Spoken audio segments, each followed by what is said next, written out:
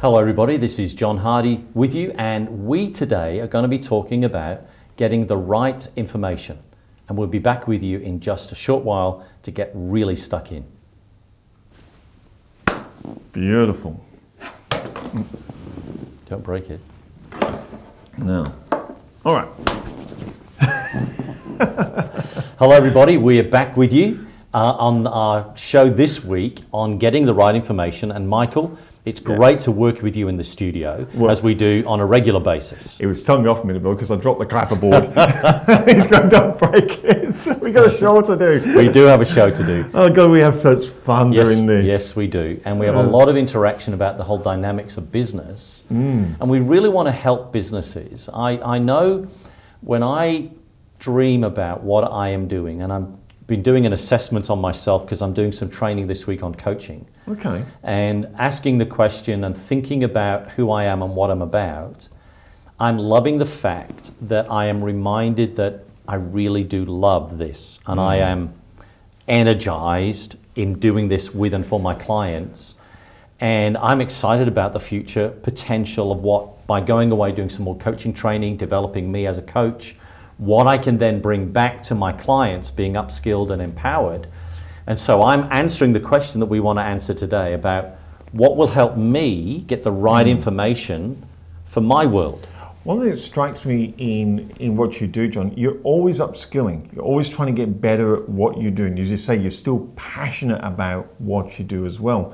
And I suppose that's what you said, we talk about this today, is how do you get this good information? How do you sort the good from the bad? And, absolutely. And what should you be doing about information? Oh, absolutely. It's a constant challenge for us because, you know, not that long ago, we didn't have mobile phones. No, I can remember we didn't have mobile phones. Not that long ago, the internet really was for universities only. Yes. And it was designed as a research tool for them. Not that long ago, we didn't have the apps that we actually have to use to communicate. And they reckon there is something like thousands of apps being developed every day around the world. So we have a real challenge about the kind of information, what it is that we receive and how we digest that. So a colleague of mine said, try this app, Trello. I downloaded it, had a look at it, and I couldn't figure out what he was on about and how he used it. And so the information wasn't relevant. My wife has since been shown the app and actually shown how to use it. So I need her to help show me how to use it to get the right information, because this can help with scheduling. And capturing all the information that I have going on in my brain with how I interact with my clients and how I do my action list, etc., all those kind of dynamics, and to have it in my platforms that I carry with me all the time and I use. So I'm trying to figure it out. This is our biggest challenge that we have in business. You know, I've got a client that has something like 20,000 products in their business. You know, and managing all of those products. I've got a colleague of mine who has the technologies to help manage those and integrate with their financial package and make the whole dynamic easier to do, to know, and to understand. Goodness me, I can imagine trying to build 20,000 products and descriptions and pricing into... correct. But I do know a gentleman that actually...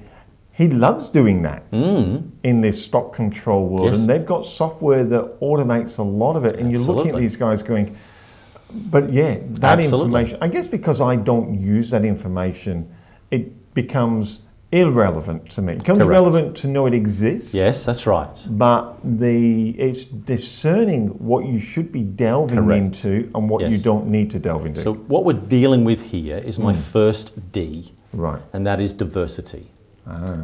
This is the challenge that we face, is there is such a diverse plethora of information. And you are correct that the word you used is really important, is understanding the diversity and actually what is relevant and what is irrelevant, because it's coming at you thick and fast. The emails, you know, I can get anywhere to up to 200 emails a day. And I'm sure that that's not uncommon. and I have to figure out, because most of the time it's my fault. You've subscribed to I have things? subscribed. And so as I progress and I'm learning that that's working, I can keep that as a resource. So somebody's going into some specific folders. Yeah. And I'm realizing that, I was going through some of my tags on my website. So tag some of the thing going through. And so half a dozen of those got deleted this morning. Yep. As I thought, and deliberately, and I unsubscribed from 2 or 3 email streams that I was receiving. And what I've also done, I've found some relevant technology in an app called Feedly, and I can put a number of my subscriptions into Feedly, and I can read anywhere at any time. Yep. And so it's understanding that there is such a diversity, not only in the technological world, but also in the tactile world. You go into a bookshop and there is still hundreds and hundreds of books. You can go into secondhand bookshops, you can go into magazine stores, and there is hundreds and hundreds. And now there is magazine stores online with thousands. So the plethora of material is really understanding that the diversity is there. So it's not that we don't have choice. We've got perhaps too much choice. Yep. The skill set is what you're talking about. Correct. Is what to choose. Absolutely. So the information is all there, and this is my principle: less is more. Yeah. And what I want my business owners to understand is there is information. Get the right information and figure out what is the relevant material to you. And this is what I've done to illustrate this with email resources and research material. What I would like to do, because sometimes I think this is interesting. It's not necessarily necessary. Yes. And it's actually just information for information's sake, because I like to kind of think that I'm across more things than I really am. And so I have to have the discipline to say no, which we've talked about. The power of saying no is really important. And this is what you're doing by learning to use the principle less is more, and really targeting out of the diversity of information, whether it's tactile or whether it's technology online or whether it's a people technology, a staff technology, a supplier technology, wherever it might come from, they are there. Now, we know that our challenge is the disruptive technologies that are coming into our world that kind of totally upset the apple cart. Now, you might be a disruptive technology in your business, or you might be disrupted by technologies, and these are the challenges. The whole robots. Robot technology is going to totally disrupt the electric car. Yep. What's been made by nations around the world, but by such and such a date, we will only have electric cars, is incredible disruptive technology.